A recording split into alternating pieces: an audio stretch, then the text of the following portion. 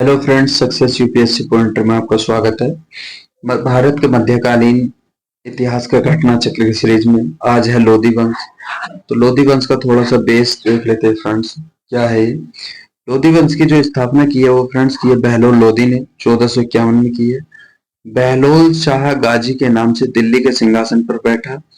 उसका उसने अपने नाम का खुतबा पढ़वाया। तो फ्रेंड्स यहाँ से एक क्वेश्चन ये बन के आएगा, वह कौन सा शासक था जिसने अपने नाम का खुतबा पढ़वाया? तो वो था फ्रेंड्स बहलोल शाह गाजी। इसकी सबसे महत्वपूर्ण विजय जौनपुर की थी। बहलोल लोधी ने हिंदुओं के प्रति धार्मिक कट्टरता का व्यवहार नहीं किया। उसके दरबार में कई प्रतिष्ठित हिंदू सरदार थे, जो राय करण सिंह, राय प्रताप सिंह, राय नहर सिंह, राय त्रिलोक चंद्र, राय दादू आदि। ठीक है फ्रेंड्स, उसने बहलोल का सिक्का भी चलवाया, जो भारत में अकबर से पूर्व विनिमय का मुख्य साधन था, यानी आदान प्रदान का मुख्य साधन था। बहलोल लोधी ने अपनी मृत्यु के पहले अपने तीसरे पुत्र निजाम खां को अपना पुत्र नियुक्त किया था।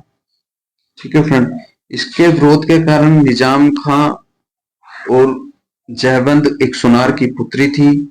कुछ शक्तिशाली सरदारों ने निजाम खां के साथ 17 जुलाई 1489 को निजाम खां को सिकंदर शाह के नाम से सिंहासन पर बैठा दिया।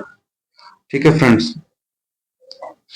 और इसमें जो था नाप के पैमाने के गज ए सिकंदरी आरंभ किया था। ठीक है फ्रेंड, और उसने निर्धनों को मुक्त भोजन व्यवस्था के भी प्रयत्न किया। ठीक है फ्रेंड, समझते हैं इसके ऑब्जेक्टिव क्वेश्चन से। निम्नलिखित सल्तनत में निम्नलिखित सल्तनत शासकों में से कौन सा अफगान के मूल थे? तो फ्रेंड्स, लोधी वंश जो था, या लोधी वंश के जो शासक थे वो अफगान से आए थे। दिल्ली सल्तनत में लोधी वंश का शासक अफगान मूल के थे।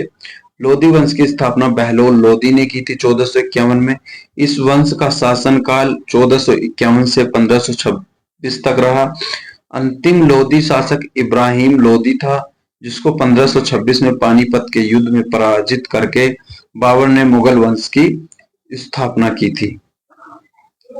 ठीक है फ्रेंड्स, नेक्स्ट है हमारा दिल्ली की राजगद्दी पर अफगान शासकों के शासनकाल का निम्नलिखित में से कौन सा सही कालानुक्रम है? तो फ्रेंड्स, इनमें से जो सही कालानुक्रम है वो है, पहले बहलोल खान लोधी है, फिर सिकंदर शाह है, फिर इब्राहिम लोधी है। तीन ही आए हैं ये। ठीक है फ्रेंड्स, उपर्युक्त अफगान शासकों में राजगद्दी पर बैठने का सही क्रम बहलोल खान लोधी 1451 से 1489 तक रहा। सिकंदर लोधी 1489 से 1517 तक रहा। इब्राहिम लोधी 1517 से 1526 तक रहा।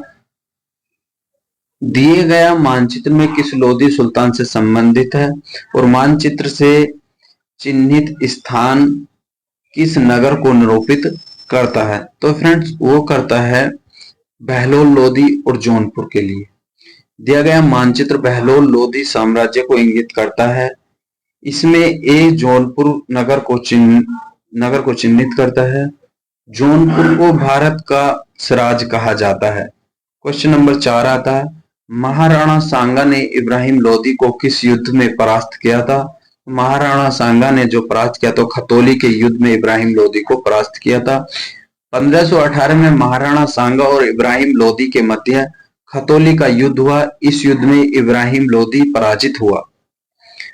निम्नलिखित में से किस सुल्तान ने एक नगर बसाया जहां अब आगरा है? वो बसाया फ्रेंड इनमें से सिकंदर लोधी ने। ये क्वेश्चन कई बार आया हुआ, आगरा को किसने बसाया? ये बसाया सिकंदर लोधी ने। 1504 ईस्वी में सिकंदर लोधी ने राजस्थान के शासकों पर नियंत्रण के ध्येय से यमुना नदी के किनारे आगरा नामक नवीन नगर बसाया। इसे अपनी राजधानी बनाया। उसने कृषि और व्यापार की उन्नति के लिए प्रयत्न किया। नाप का पैमाना गज ए सिकंदरी उसी समय में आरंभ किया गया था, और गुलरुखी उपनाम की कविताएं लिखवाता था, खुद लिखता था सॉरी।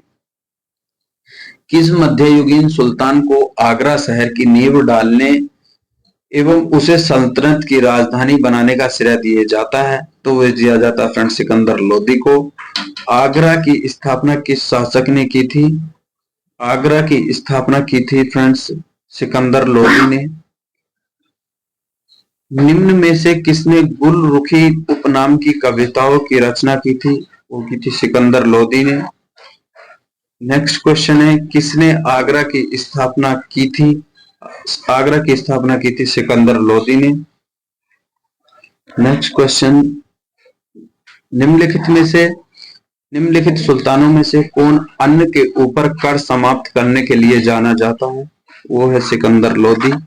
सिकंदर लोदी ने भूमि के मापन के लिए एक समान गज का प्रचलन किया, जो गज ए सिकंदरी के नाम से प्रसिद्ध हुआ। इस गज का प्रयोग कालांतर में शेरशाह तथा अकबर ने अपने शासनकाल में किया। सुल्तान सिकंदर लोदी ने अनाज से ज़कात संपत्ति कर समाप्त किया। सभी इतिहासकारों के उसके शासनकाल में सल्तनत की समृद्धि का वर्णन करते हैं। निम्नलिखित वंशों में से किस क्रम में दिल्ली पर शासन किया? नीचे दिए गए कोट का सही उत्तर चुनिए। तो फ्रेंड्स सबसे पहले जो आया था इसमें गुलाम वंश आया था, दूसरे नंबर पे आया खिलजी वंश, फिर आया फ्रेंड्स इनमें सैयद वंश, फिर आया लोदी वंश। याद रखना, जैसे गुलाम वंश को दूसरा नाम ममलूक वंश के नाम से भी जाना जाता, जो 1206 से 1290 तक रहा। खिलजी वंश का शासन 1290 से 1320 रहा। सैयद वंश का अगर टाइम पीरियड देखा जाए तो 1414 से 1451 तक चला। लास्ट में जो था लोदी वंश था 1451 से 1526 तक चला। 1526 में जो था इब्राहिम लोदी का युद्ध हुआ था बाबर से, जो बाबर ने उसको पराजित किया था इब्राहिम लोदी को। निम्न में से कौन सा गुलाम वंश का नहीं है? बलबन, कुतुबुद्दीन, ऐबक, तो इनमें से इब्राहिम लोदी नहीं है, लोदी वंश का है। 1206 से 1290 मध्य दिल्ली के सल्तनत के सुल्तान गुलाम वंश के सुल्तानों के नाम से विख्यात हुए। इस दौरान कुतुबुद्दीन ऐबक 1206 से 1210, इल्तुतमिश 1211 से 1236, बलबन 1226 से 1286 जैसे महान शासकों ने, जबकि इब्राहिम लोदी का जो वंश था इसे 1517 से 1556 तक माना जाता। ठीक है फ्रेंड्स, आज की वीडियो को यहीं पर स्टॉप करते हैं, क्योंकि नेक्स्ट वीडियो में आएगा विजयनगर साम्राज्य।